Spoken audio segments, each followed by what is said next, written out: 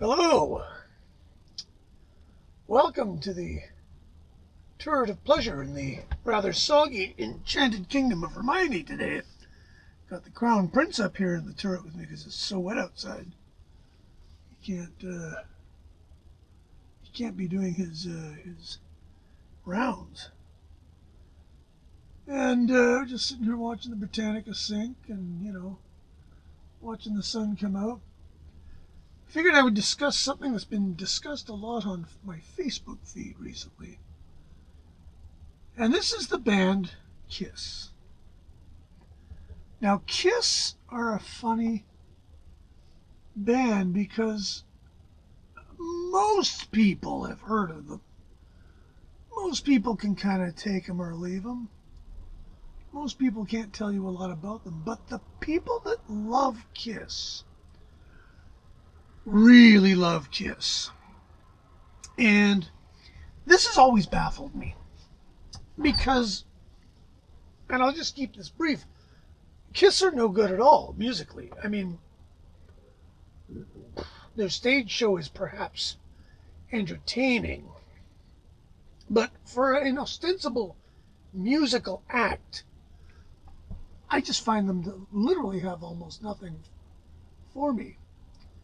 And I've been engaged in discussions on the internet with people who get mad if I suggest that they're not very good. And I got to thinking when I was at the Lap of Luxury the other day, where the big collection resides, the big vinyl collection.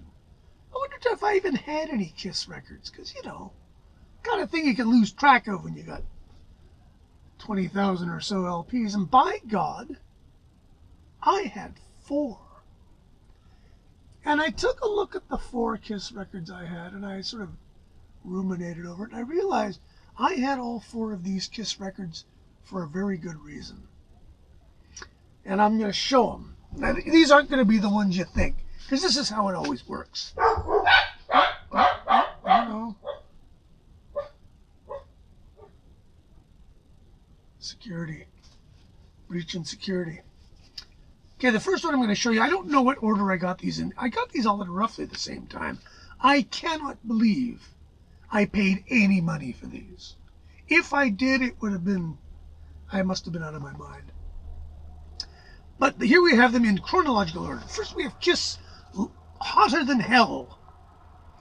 Now, I retain this record in my collection, I am sure, for the simple reason that out of all of their records, I think this had the coolest cover.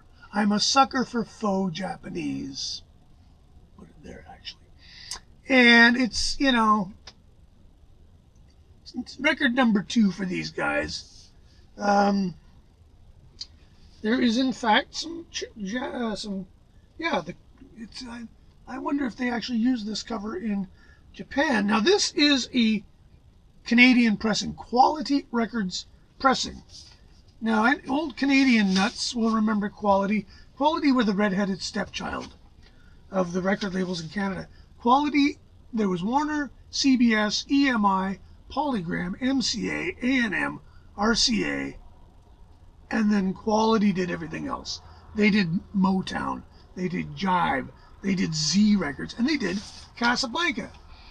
This is a really typical mid-70s Canadian Quality pressing. It's frankly not very good. It's very clean. Anyway, there you go. That's really enough. I think that's the only regular issue. No, 1 of 2 I have. So I'm sure I keep that for the cover. I'm not sure why I would otherwise. Now, because even though I have a lot of records, I like concise, for bands that I don't care about, and Kiss is a band I don't care about.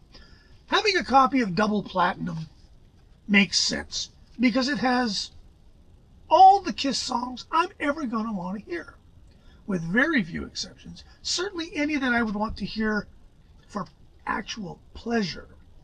So it has Detroit Rock City, in my opinion, easily the best song they ever wrote.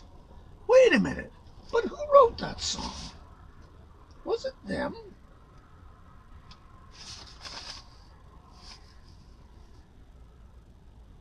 Bob Ezrin gets the co-write. Of course he does. So this is Detroit Rock City. It also has Beth. I don't think I'll ever want to hear Beth again. It is, of course, the only Peter Criss song on the record. There is, what is it? Is it Cold Gin, I think? There's one Ace Frehley song on this record. There's Let Me Go Rock and Roll. I don't even remember these songs. These songs are ephemera. They came, they went, they are gone. Love Gun. I kind of remember Hotter Than Hell. Rock and Roll All Night was apparently very influenced by Mr. Neil Bogart. Anyways, there you go. Black Diamond. Ugh, maybe. Maybe 4 songs on this I'll ever want to hear again. In the old days, if I wanted to make a mixed tape, I would go for this. Now you don't need to do that.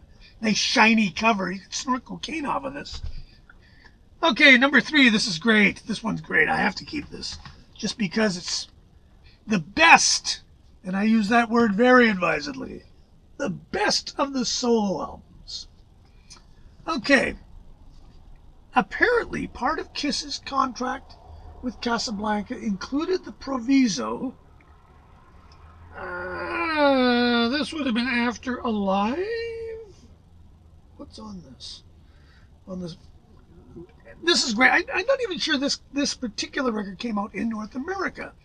My copy is a German pressing on the good old Phonogram label, which means it was made by Philips, which means that Kiss and Claudio Arrau were being made by the same pressing plant.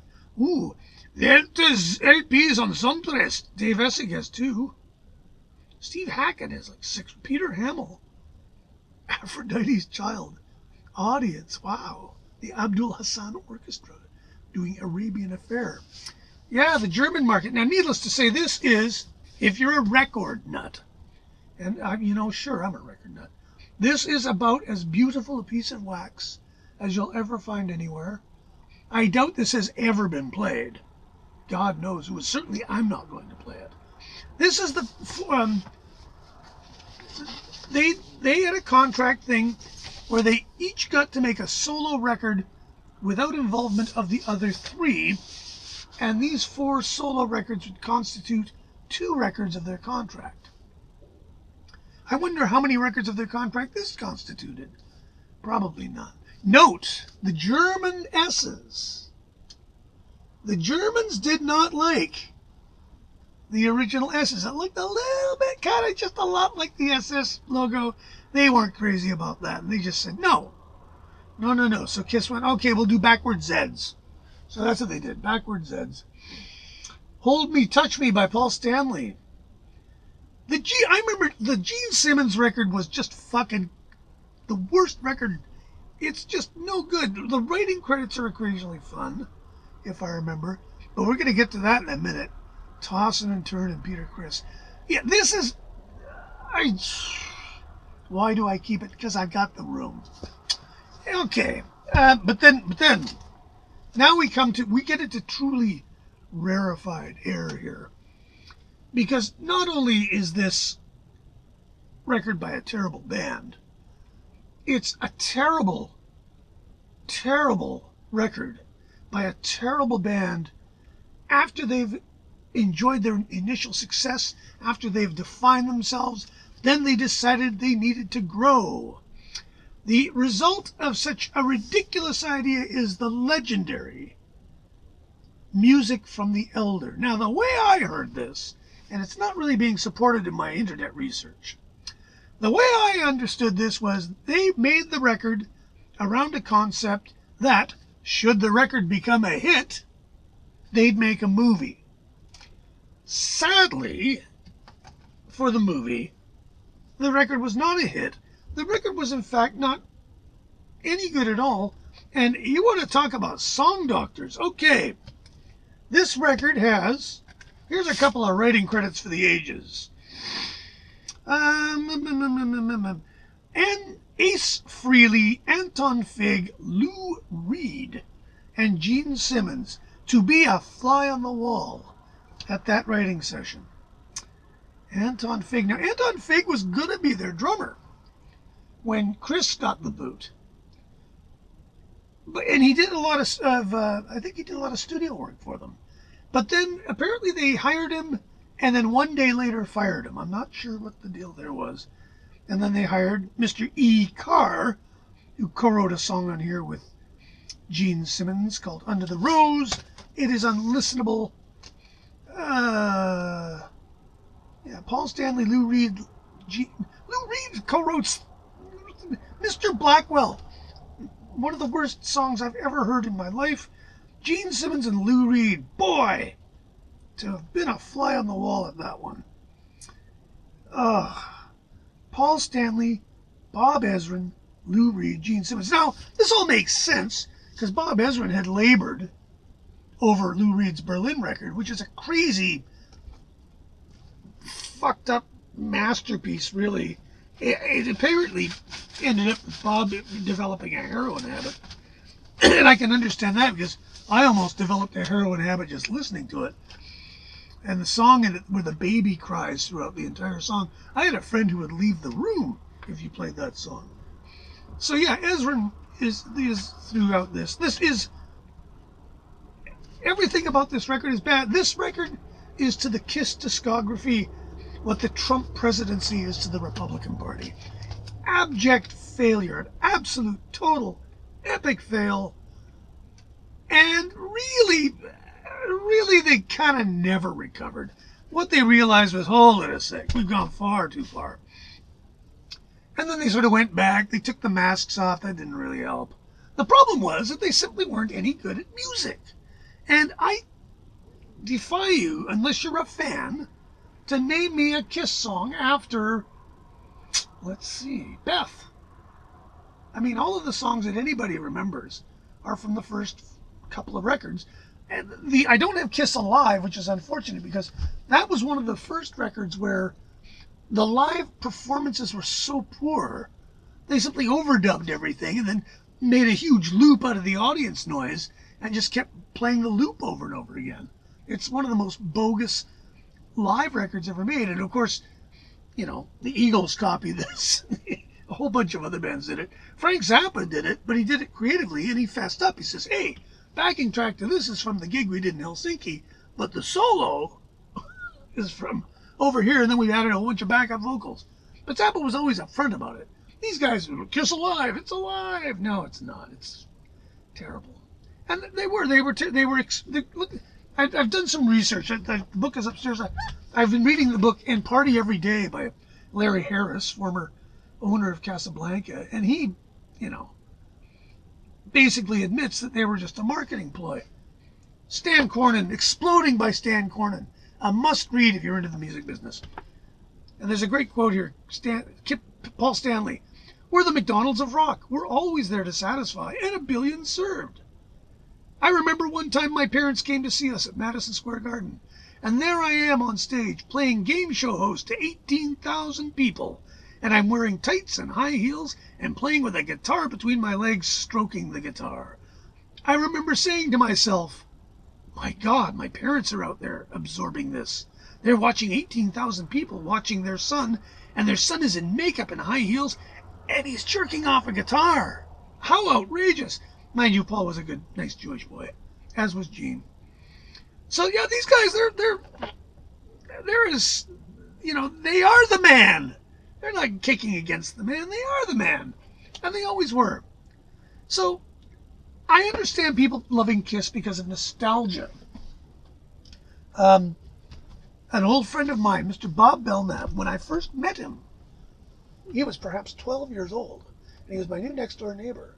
And I heard these rock riffs coming out of the next door, and I kept looking, I just saw this little kid, I thought, I wonder who's playing guitar. And it was Bob, and he played guitar better than I did, he always has. And he was the guy who told me about KISS. And I was like, KISS? You mean that sort of band with the costumes? Yeah, and he really liked them. But then again, he was 12, 13 years old. And most of the guys I know that are super nostalgic for KISS are guys, mostly guys, who grew up, who literally went through puberty with KISS. And they just can't shake it. They just can't get rid of it. Me, I was listening to King Crimson when KISS came along. So I found it quite easy to dismiss them. And I still find it easy to dismiss them. Lord knows I've tried. I've listened to all these records. So There's going to be people that disagree with me, but, you know, that's what makes music so much fun. We all like different stuff. Anyways, I had to get that off my chest because of all the stuff about Kiss. Wait till I get onto my other B, but I'll save that for later. Gonna watch it's the end curtains for the Britannica. Luckily, they're in the Mediterranean and it's nice and warm, so you can swim to shore. There it is. Anyway, thanks for watching. Subscribe. Hit the notification bell if you want to see these as they come out, because I'm putting them out all the time. And we'll find out something else fun to talk about later. Take care.